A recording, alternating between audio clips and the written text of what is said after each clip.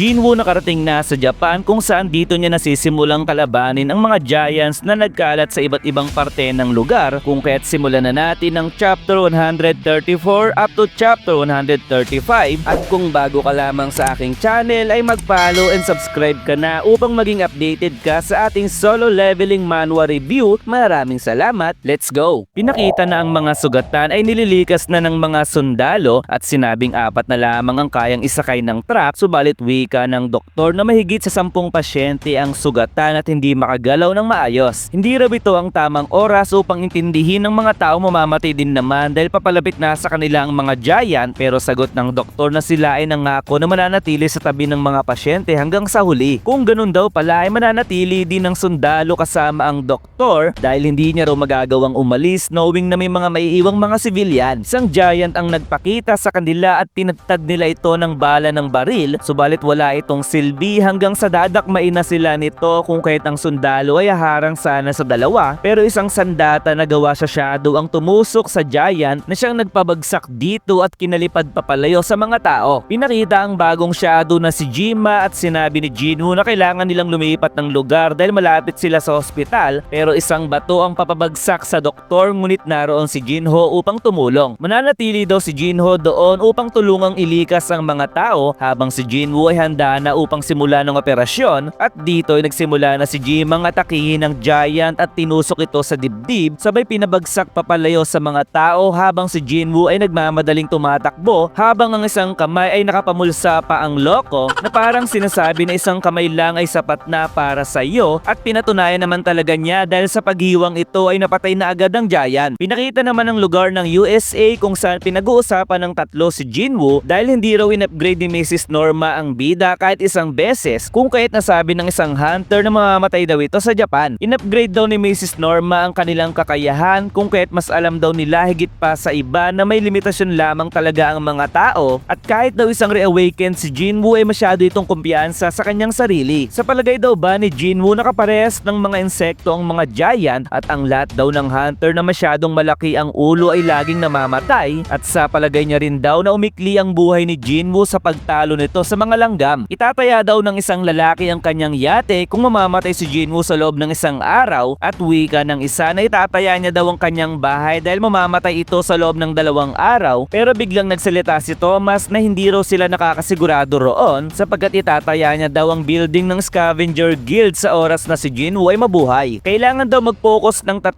sa S-rank gate na nagpakita sa kanilang bansa, at bukas na raw magkakaroon ng dungeon break, at napapaisip na din daw si Thomas kung ilan ang matitira sa kanilang buhay. Sa isip ng isang hunter na laging naninira si Thomas ng mood sa kanilang usapan, habang sa isip ng isa na hayaan na lamang daw ito sapagkat hindi naman na ito bago sa kanila. Mas masarap daw sana kung naroon siya ngayon sa Japan, subalit magkakaroon din daw kasi sila ng sariling party bukas ng umaga sa oras na magsimula na ang dungeon break. Isang reporter ang hindi makapaniwala sa kanilang nakikita sapagkat nagagawa daw ng summon beast ni Jinwoo na pabagsakin ng mga giant dahil ngayon daw ay kinakain ito ng buhay ng mga insekto ng bida. Isang bata ang balak kainin ng giant, subalit isang shadow ang biglang pinakita, sabay pinakita na ding naputol ang kamay ng halimaw sapagkat narito pala si Igris upang iligtas ang batang babae. Pinakita ang isang shadow mula sa itaas ng giant dahil sa pagpalo ni Iron sa ulo nito ay madali niya itong pinabagsak, habang si Igris ay medyo naiinis dito, sabay humiyaw naman si Iron ng malakas at ngumiti kay Igris na para bang sinasabi na ako ang nakapatay sa halimaw. Napabuntong hininga na lamang si Igris sa harap ng bata, at sa isip ni Jinwoo na masyadong excited si Iron pagkatapos mapromote ang kanyang rango, pero di bali na daw dahil maganda naman daw ang pinapakita nito. Nagpasalamat naman ang sundalo sa pagkakaligtas ni Jinwoo sa kanila, subalit nag-okay sign lamang si Jinwoo at sinabi sa English na ikaw ay isang matapang na sundalo kung kahit maganda ang iyong ginawa. Inutos ni Jinwoo na tapusin na raw ni Jinho ang paglilikas sa mga tao kung kaya't inalalayan niya ito papalayo, habang si Jinwoo handa na muling buhayin ng mga ugat ng mga giant at sinabi na ang magical word na arouse. Nagawa ng ma-recover ang Nagoya, ganun na din ang Nakatsugawa, Shizuka, Takayama at lugar ng Nagano. Hindi makapaniwala si Matsumoto at tama daw ang sinabi ni Mr. Goto sa kanya dahil noong makita niya raw si Jinwoo sa airport, kahit napakarami niya ng nakilalang mga hunter ay masasabi niyang wala ni isa ang kayang makalapit sa kapangyarihan na meron si Jinwoo. Nagpakilala ang chairman kay Jinwoo at hindi na raw siya magpapaligo magligoy-ligoy pa sapagkat ngayon ay papalapit na ang Giant kung nasaan sila, ay mag-focus daw si Jinwoo sa pagdepensa sa lugar ng Osaka. Sa isip ni Matsumoto na kahit gaano daw kalakas si Jinwoo ay hindi raw nito magagawang mapatay ang lahat ng Giant, kung kaya't habang dumedepensa daw ito ay makikipag-usap pa siya sa ibang bansa upang humingi ng tulong. Hindi naman sumang-ayon si Jinwoo na kinagulat nila Matsumoto, kung kaya't tanong nito kung ano daw ba ang plano ng ating bida, at sa kasalukuyan ay binabalak daw pala talagang patayin ni Jinwoo ang lahat ng Giant na siyang balak talaga ni Matsumotong ipagawa sa bida sa simula pa lamang. Sumunod ay napapaisip si Jinwoo kung ano ang ipapangalan niya sa mga Giant, kung kaya't tatawagin na lamang niya ito bilang number 1, 2, 3, 4, 5, pero sagot ni Beru na minapatay pa raw siyang isang Giant, kung kaya't sagot ni Jinwoo na yun daw ang magiging number 6. Magta-teleport daw si Jinwoo sa bangkay kung nasaan ang Giant habang pinagpapahinga naman ito si Jinho, at sa ngayon daw ay madali pa ang kanyang ginagawa pero alam niya na dito pa lamang magsisimula ang laban. Pinakalat niya daw ang lahat ng kanyang shadow sa buong Japan upang tumulong sa pagbatay sa mga Giant, at dahil daw sa mana na meron siya ngayon ay siguradong mananalo siya sa matagalang laban. Gumagaling lamang daw ang kanyang mga sundalo sa oras na mawasak ito habang ang mga Giant ay patuloy lamang napapagod, pero ang kanyang problema ay napatrigger ang dungeon break ng S-rank gate sa mga kalapit nitong mga gate na siyang nagdahilan upang makalabas na din ng mga low-ranking beasts at sakupin ng ibang mga city. Sa ikapitong araw ng dungeon break ay napansin nilang sobrang laking pinsala ang nangyari sa paligid, at sinabi ni Hanikawa na walang ibang hunter maliban sa kanya ang nasa Tokyo ngayon, at wala rin silang data kung ilan ang kabuang pinsala ang nangyari sa Tokyo dahil nagsimula daw sa lugar na ito ang pagkalat ng mga Giant patungo sa iba't ibang parte ng Japan. Total of 16 rank S hunter daw ang pinadala para sa misyong ito kasama si Jinwoo, 6 sa Japan, 2 sa China, 3 sa Canada, 2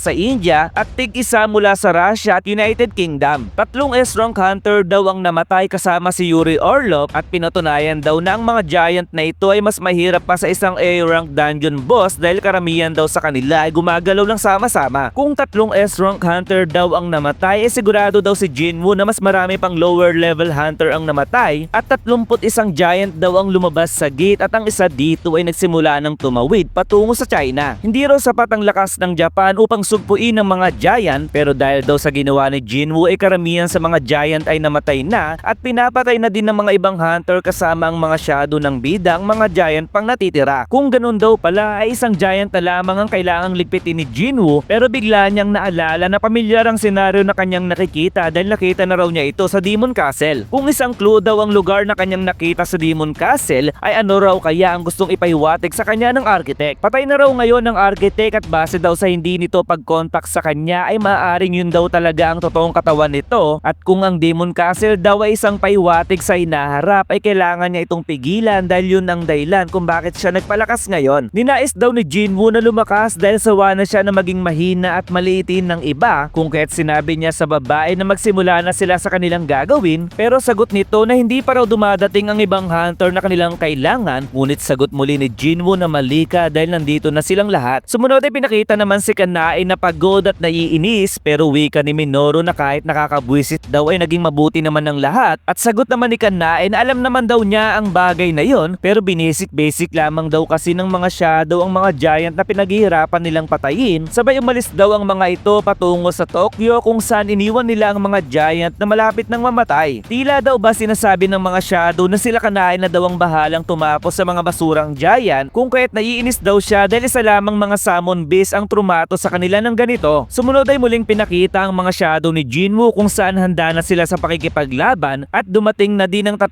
sa kanyang mga officer na kinagulat ni Hanikawa, at dumating na din ang grupo na pinamumunuan nila Tank at Jima na siyang luminya sa tabi nila Kiba. Paparating na din si Biro mula sa itaas, at kinagulat nila Jinho at Hanikawa ang paglapag nito sa lupa, at sinabing maganda raw ang pinakita ng lahat na siyang pinagpasalamat ni Beru. Inutos ni Jinwoo kay Jinho na lumayo na ito kasama si Hanikawa, kung kaya't ang dalawa ay dali-daling tumakbo papalayo mula sa ating bida, at sa pagbanggit ni Jinwoo ng arouse ay isang Giant ang pinakitang nabuhay ang ugat, pero hindi lamang pala isa kundi napakaraming Giant pala ang tinawag ni Jinwoo upang tumulong sa laban. Dito na magsisimula ang digmaan sa pagitan ng mga shadow ni Jinwoo laban sa pinakamalaking Giant na siyang nagbabantay sa harapan ng gate.